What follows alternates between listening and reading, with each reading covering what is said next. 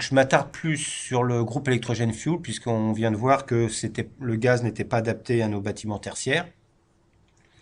Donc sur ces quatre photos, vous voyez déjà les quatre configurations enfin les trois configurations possibles des groupes électrogènes. Donc vous avez la solution simple dans un groupe électrogène qui va être installé dans un local, donc il est installé sur un châssis. Après vous avez le groupe électrogène qui est insonorisé.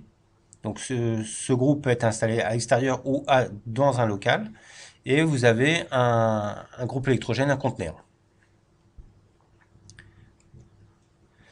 Donc pour choisir un groupe électrogène, on doit définir sa classe de puissance et sa classe d'application.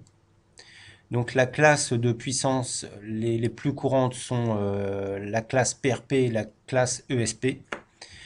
Donc quand on est en groupe de sécurité, on doit définir une classe de puissance PRP, donc la puissance principale.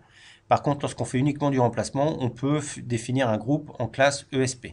Ce qu'il faut chaque groupe, en fait, quand on choisit un groupe, il a une valeur de temps de kVA en PRP et de temps de kVA en ESP. Donc en principe, la puissance ESP est toujours supérieure à la puissance PRP. Mais par contre, la différence entre les deux, c'est qu'en PRP, on a le droit à un nombre illimité par an, alors qu'en ESP, on a le droit qu'à 200 heures de la puissance prévue. Donc après avoir choisi sa classe de puissance, on définit sa classe d'application. Donc on a quatre classes d'application, G1 à G4.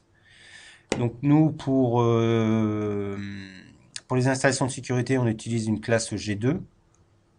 C'est obligatoire hein, par la 37312.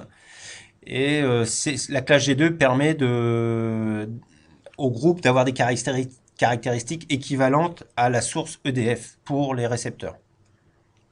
Voilà pourquoi on choisit la classe G2. Donc